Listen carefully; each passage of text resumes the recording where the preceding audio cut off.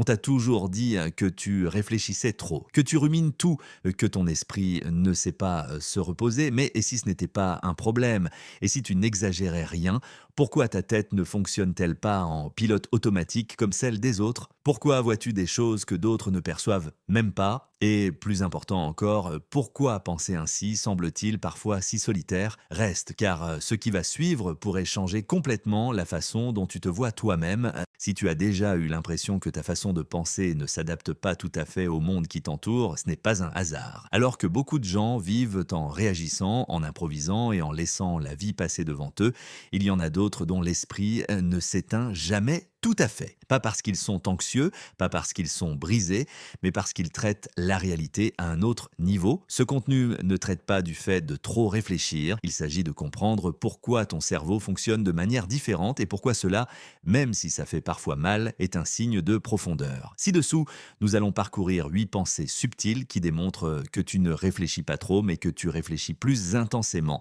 La plupart des esprits fonctionnent en pilote automatique. Ils répètent des routines, acceptent des explications simples et remettent rarement en question ce qui se passe en arrière-plan. Le tien, non. Le tien est constamment en train d'analyser, de vérifier, de relier des points invisibles. Tandis que les autres se contentent d'avancer, tu observes le système complet. Tu ne te contentes pas de ce qui semble évident. Ton cerveau effectue une analyse continue, comme s'il scannait toujours la réalité à la recherche de cohérence. Cela n'est pas de l'anxiété. C'est de la profondeur cognitive, c'est la capacité de remarquer des détails minimes, des incohérences subtiles, des nuances qui passent inaperçues pour la majorité. Tu ne réagis pas simplement à ce qui se passe, tu tentes de comprendre pourquoi cela se passe. Et cet effort mental constant est ce qui est souvent confondu avec le fait de trop réfléchir. La vérité est que tu n'es pas prisonnier de tes pensées, tu opères à une couche plus profonde de l'expérience humaine. Tandis que d'autres ne font que vivre les événements, tu les interprètes également, tandis que d'autres acceptent des réponses rapides,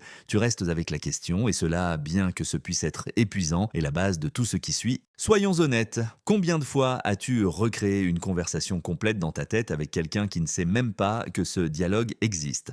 Sous la douche, en marchant dans la rue ou juste avant de dormir, ton esprit commence à construire des scénarios, des réponses possibles, des répliques, des silences inconfortables, même une conclusion parfaite qui ne sera jamais prononcée à haute voix. Pour beaucoup, cela ressemble à de la paranoïa, pour d'autres, à de l'insécurité, mais ça ne l'est pas. Ce qui se passe réellement, c'est que ton cerveau exécute des simulations, ton cortex préfrontal n'anticipe pas une catastrophe, il cherche la clarté, tu ne te prépares pas à un conflit, tu évites que l'ignorance ne te prenne par surprise. Alors que la plupart improvisent leurs paroles, tu as déjà parcouru mentalement tout le chemin de la conversation, du début jusqu'aux conséquences possibles. Les personnes qui pensent en profondeur ne se contentent pas de réagir à la vie, ils la préexpérimentent.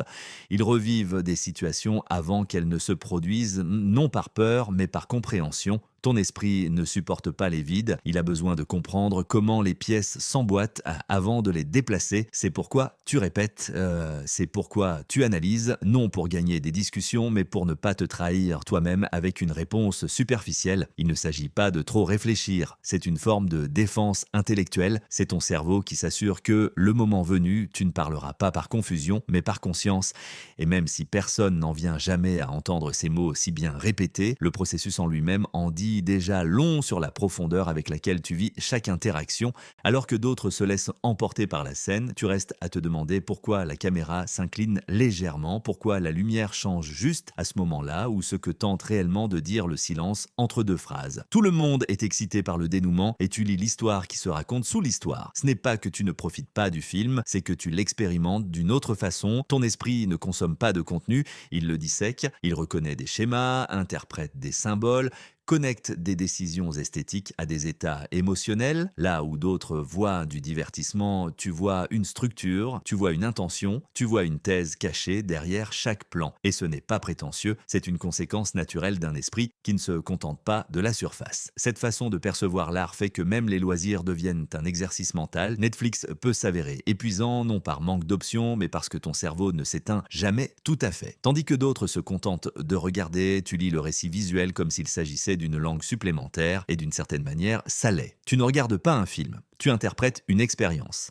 Tu comprends le langage caché des images, des couleurs, des rythmes, et bien que cela t'éloigne parfois du plaisir simple, cela te permet également d'accéder à des niveaux de signification que la plupart ne perçoivent jamais. Pour toi, l'art ne s'observe pas. Il se déchiffre. Quelqu'un est contrarié et même si tu sais rationnellement que tu n'as rien fait pour le provoquer, une petite voix apparaît dans ta tête. Et si tu avais mal dit quelque chose, et si ton ton était différent, et si tu avais pu faire quelque chose de différent. Ce n'est pas un manque d'estime de soi, ce n'est pas un besoin de plaire, c'est quelque chose de beaucoup plus profond. Ton esprit est programmé pour comprendre les causes et les effets, il analyse chaque interaction comme s'il s'agissait d'un système complexe où le moindre petit geste peut engendrer des conséquences invisibles. Tu ne cherches pas de coupable, tu cherches à comprendre l'impact. C'est pourquoi, même quand la logique dit que tu n'es pas responsable, ton cerveau continue d'explorer des possibilités. Les psychologues appellent cela une surcharge d'empathie affective. Tes neurones miroirs ne te permettent non pas seulement de comprendre la douleur d'autrui, ils l'absorbent. Tu ressens ce que les autres ressentent,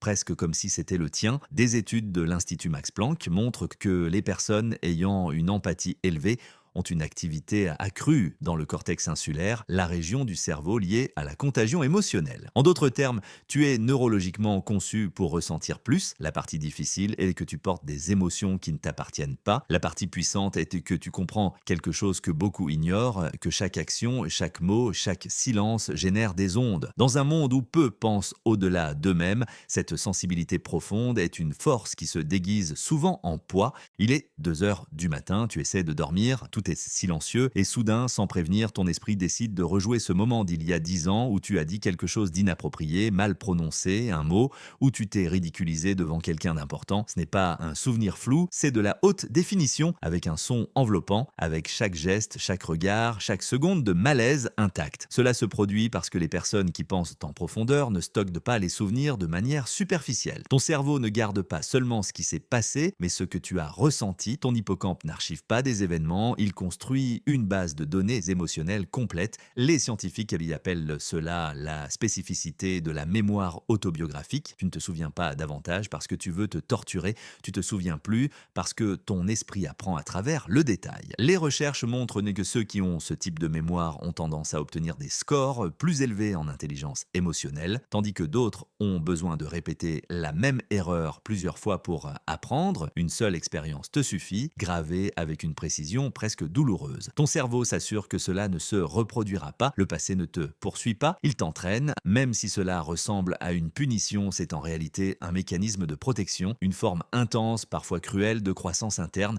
Là où d'autres oublient et recommencent, tu te souviens et évolues. Et cette archive mentale pleine de moments inconfortables n'est pas une condamnation, c'est une preuve silencieuse de tout ce que tu as appris. Quelqu'un te demande comment tu vas. Tu réponds bien et toi? Et intérieurement, tu sens que quelque chose s'éteint. Tu ne détestes pas les gens, tu détestes les conversations qui ne mènent nulle part, la météo, les plans du week-end, des commentaires qui se répètent encore et encore sans laisser de traces. Ton esprit n'est pas fait pour combler les silences, il est fait pour explorer le sens. Quand quelqu'un te parle, tu veux aller plus loin, parler de peurs réelles, de questions qui dérangent, de pensées que l'on garde normalement pour soi. Non parce que tu veux impressionner qui que ce soit, mais parce que ton cerveau a besoin de substance. La discussion superficielle ressemble à de la restauration rapide pour un esprit qui a faim de philosophie. Le réseau neuronal par défaut, la partie du cerveau active quand nous ne sommes pas concentrés sur une tâche concrète, ne se repose jamais tout à fait dans ton cas. Il est constamment en train de chercher du sens, des connexions, un but. C'est pourquoi les conversations vides t'épuisent, non parce que tu es arrogant, mais parce qu'elles ne te nourrissent pas. Les études montrent que les personnes qui ont des conversations profondes et significatives rapportent des niveaux plus élevés de satisfaction et de bien-être. Pour toi, se connecter n'est pas échanger des mots, c'est rencontrer quelqu'un véritablement. Et bien que cela rende certaines réunions inconfortables, cela explique aussi pourquoi quand tu te connectes avec quelqu'un, la connexion n'est pas superficielle. Elle est réelle, elle est profonde, elle est rare. Quelqu'un dit qu'il va bien mais sa voix baisse d'un ton à peine, il sourit mais ses yeux n'accompagnent pas le geste, personne d'autre ne semble le remarquer, toi si.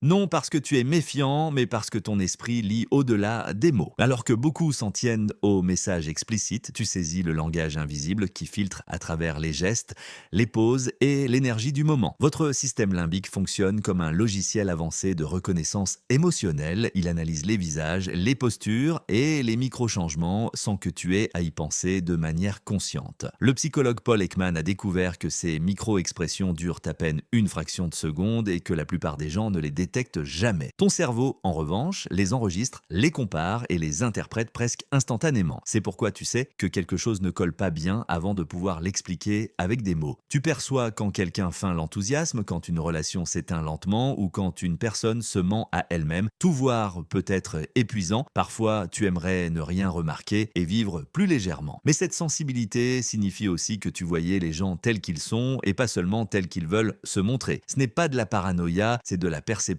affinée, c'est la capacité de lire ce qui n'est pas dit, et bien que cette clarté pèse parfois, c'est aussi l'une des formes les plus profondes de compréhension humaine.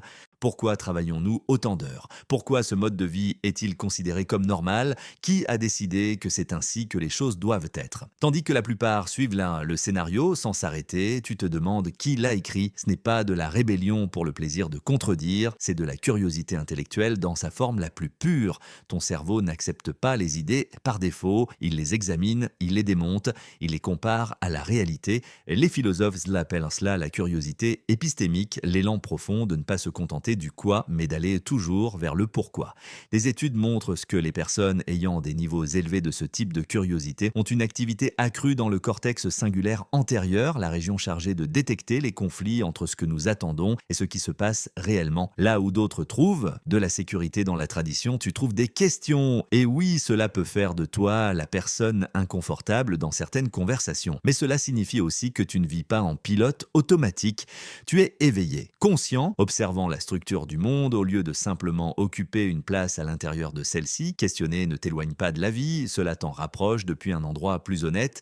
Et bien que penser ainsi soit parfois fatigant, c'est aussi la raison pour laquelle tu ne te contentes pas de réponses vides. Voici le cœur de tout, tu ne fais pas qu'expérimenter la vie, tu es conscient que tu l'expérimentes, tandis que tu écoutes ces mots, une partie de ton esprit observe comment tu les écoutes, tu analyses ton attention, tes réactions, tes propres pensées, tu réfléchis sur l'acte même de penser. Cela s'appelle la métacognition et c'est l'une des caractéristiques les plus claires des esprits profonds. La plupart des gens vivent immergés dans l'expérience, toi, de plus, tu t'observes en train de la vivre. C'est comme avoir un commentaire du réalisateur fonctionnant de manière constante dans ta tête. Cela peut être épuisant, voire isolant, car tu peux rarement éteindre cette couche supplémentaire de conscience. Mais c'est aussi ce qui te permet de te comprendre à un niveau que beaucoup n'atteignent jamais. Les neuroscientifiques ont découvert que cette capacité métacognitive est directement liée à la densité de matière grise dans le cortex préfrontal. Plus tu réfléchis à tes propres processus mentaux, plus cette région du cerveau se développe physiquement. Tu n'es pas seulement introspectif, tu façonnes ta conscience à chaque pensée consciente. Vivre ainsi peut sembler lourd, parfois solitaire, mais c'est aussi la raison pour laquelle tu n'existes pas seulement, mais tu étudies la vie pendant que tu la vis. Tu ne te contentes pas de passer par le monde, tu le comprends de l'intérieur. Si tu t'es reconnu dans plusieurs de ces points, il y a quelque chose d'important que tu dois savoir. Tu n'es pas brisé, tu n'exagères pas, tu ne réfléchis pas trop, tu opères simplement sur une fréquence différente. Une fréquence que tout le monde ne peut ou ne veut pas atteindre. Penser plus profondément implique de ressentir plus, de voir plus et parfois de porter un poids plus lourd qu'il n'y paraît juste. Oui, cela peut être solitaire, mais le monde n'a pas besoin de plus de gens qui pensent moins, il a besoin de personnes qui questionnent, qui comprennent et qui ressentent avec intensité. Des personnes comme toi, merci d'être resté jusqu'à la fin. Maintenant, continue d'avancer et si tu recommences à penser à tout cela, ne t'inquiète pas, cela fait aussi partie de qui tu es.